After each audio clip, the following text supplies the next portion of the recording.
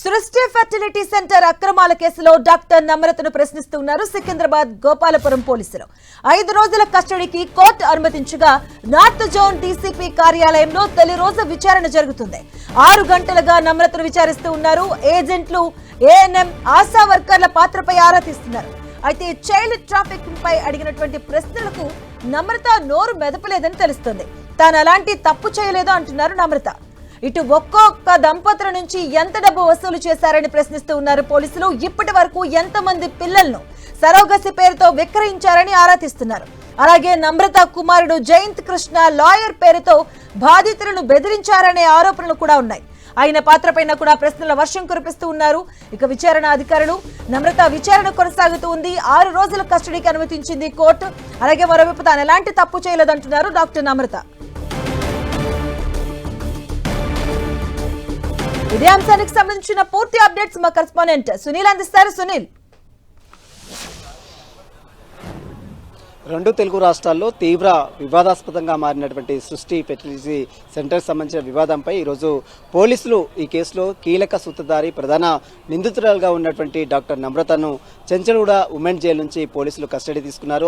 అనంతరము గాంధీ హాస్పిటల్లో వైద్య పరీక్షలు నిర్వహించిన తర్వాత Secunderabad DCP, north zone DCP కార్యాలయంలో ప్రస్తుతమైతే నమ్రత తొలి రోజు కస్టడీ విచారణ కంప్లీట్ కావడం జరిగింది. కొద్దిసేపమే డీసీపీ పరిమళ నేతృత్వంలో విచారణ కంప్లీట్ చేసిన తర్వాత ఆమెని 5 రోజుల పాటు కూడా సుదీర్ఘంగా ఇక్కడే ఉంచి విచారించే అవకాశం ఉంది. ఇందులో ప్రధానంగా మొదటి రోజు విచారణలో అనేక కీలక ప్రశ్నలు కూడా డాక్టర్ నమ్రతను అటు పోలీసులు ప్రశ్నించినట్టు కూడా సమాచారం తెలుస్తుంది. ముఖ్యంగా 3 బ్రాంచీలు, అటు హైదరాబాద్తో పాటు విజయవాడ, వైజాగ్ సంబంధించినటువంటి 3 బ్రాంచీలకు సంబంధించినటువంటి వివరాలు, వారికి సంబంధించినటువంటి ఏజెంట్లు, ఆశా వర్కర్లు, ఏఎన్ఎంలకు సంబంధించిన పాత్రతో పాటు తన కొడుకు, తన లాయర్గా పనిచేసినటువంటి తన కుమారుడు బాధితులను బెదిరింపులకు గురి చేసినటువంటి అంశాలు, అదేవిధంగా సరోగసి విక్రయాలు ఏ విధంగా జరిపారు, అదేవిధంగా ఏ విధంగా కస్టమర్ల నుంచి డబ్బులు గడించారు, ఒక్కొక్క కస్టమర్కి ఎంత మొత్తంలో డబ్బులు తీసుకున్నారు, అదేవిధంగా చైల్డ్ ట్రాఫికింగ్ సంబంధించినటువంటి ప్రశ్నలపై కూడా పోలీసులు పూర్తిగా డాక్టర్ నమ్రతను ప్రశ్నించినట్టు కూడా సమాచారం తెలుస్తుంది.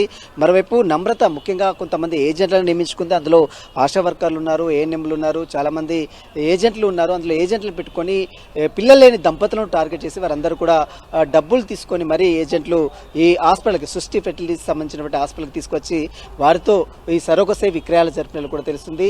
ముఖ్యంగా ఇప్పటికే మనం చూసాం, చాలా మంది బాధితులు కూడా ఒక్కొక్కటి బయటకు వస్తున్నటువంటి పరిస్థితి కనబడుతుంది.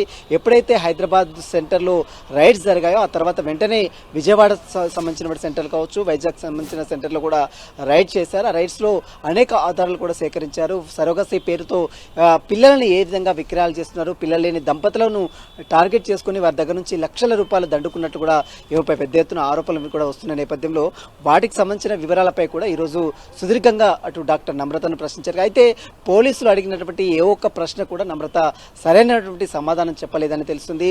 పూర్తిగా ప్రశ్నలన్నిటి కూడా దాటవేసే ప్రయత్నం చేస్తుంది. తను ఏ తప్పు చేయలేదనేటువంటి ప్రశ్న పదే పదే చెప్తూ వచ్చినట్టు కూడా పోలీసులు చెప్తున్నారు. మరోవైపు మనం చూసాం, ఈరోజు డాక్టర్ గాంధీ హాస్పిటల్లో వైద్య పరీక్షల అనంతరం బయటకు వస్తున్నటువంటి సమయంలో డాక్టర్ నమ్రత మీడియాతో మాట్లాడింది. తనను కావాలని ఈ కేసులో ఇరికించే ప్రయత్నం చేస్తున్నారు. సుదీర్ఘంగా అనుభవం ఉన్నటువంటి 25 ఏళ్ళ నుంచి 35 సంవత్సరాల పాటు అనుభవం ఉన్నట్టు తనను అక్రమంగా కేసులు పెట్టి ఈ విధంగా బైనాయిస్తున్నారు. తాను ఏ తప్పు చేయలేదు, ఇదంతా కూడా కావాలనే చేస్తున్నారనే వాదన అటు డాక్టర్ నమ్రత ఈ రోజు గాంధీ హాస్పిటల్ నుంచి వస్తున్నప్పుడే మీడియాతో మాట్లాడింది. కానీ పోలీసులు మాత్రం అన్ని ఆధారాలు సేకరించారు.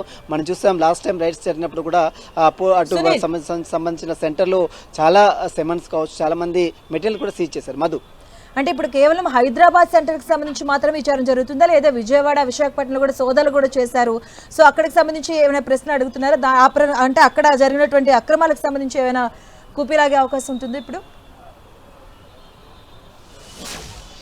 ఎస్, ఖచ్చితంగా. ఎందుకంటే డాక్టర్ నమ్రత మొదటగా కుకట్పల్లిలో బ్రాంచ్ పెట్టింది. అక్కడ సేమ్ ఇదే దందు కొనసాగుతున్న నేపథ్యంలో అప్పట్లో సీజ్ కూడా కావడం అది. తర్వాత మళ్ళీ డాక్యుమెంట్స్ సృష్టించి కోర్టు ద్వారా అప్రూవల్ తీసుకొని మళ్ళీ సికింద్రాబాద్లో మళ్ళీ సెంటర్ని ఓపెన్ చేసింది. ఆ తర్వాత సికింద్రాబాద్ సెంటర్తో పాటు వైజాగ్తో పాటు హైదరాబాద్, అదేవిధంగా విజయవాడ 3 సెంటర్లు కూడా ఓపెన్ చేసింది. ఆ 3 సెంటర్లో హైదరాబాద్కు వచ్చిన బాధితులు మొత్తం కూడా విజయవాడకు, అదేవిధంగా వైజాగ్కు తరలిస్తుంది. విజయవాడ నుంచి వచ్చిన కస్టమర్లు మొత్తం హైదరాబాద్ తరలిస్తుంది, మరోవైపు వైజాగ్ తరలిస్తుంది. ఇక విజయవాడ నుంచి వచ్చిన కస్టమర్లు కొంతమంది హైదరాబాద్కు, కొంతమంది వైజాగ్ అంటే చేంజింగ్ పద్ధతి ద్వారా, అంటే ఒక బ్రాంచ్కి వచ్చిన వారిని ఒక బ్రాంచ్లోనే ట్రీట్మెంట్ చేయకుండా వారిని వేరే బ్రాంచ్లకు షిఫ్ట్ చేసి వారి దగ్గర నుంచి లక్షల రూపాయలు దండుకున్నట్టు కూడా ఈమెపై పెద్ద ఎత్తున ఆరోపణలు కనబడుతున్నాయి. వాటికి సంబంధించిన ప్రశ్నలు కూడా ఈరోజు సుదీర్ఘంగా అటు డాక్టర్ నమ్రతని సంధించినట్టు కూడా సమాచారం తెలుస్తుంది. వీటితో పాటు తన కుమారుడు ఒక న్యాయవాది వృత్తిలో ఉన్నాడు, ఏదైనా బాధితులు తమకు నష్టం జరిగింది, ఈ విధంగా తాము మోసపోయామని వచ్చినటువంటి బాధితులను సైతం బెదిరింపులకు గురి చేసి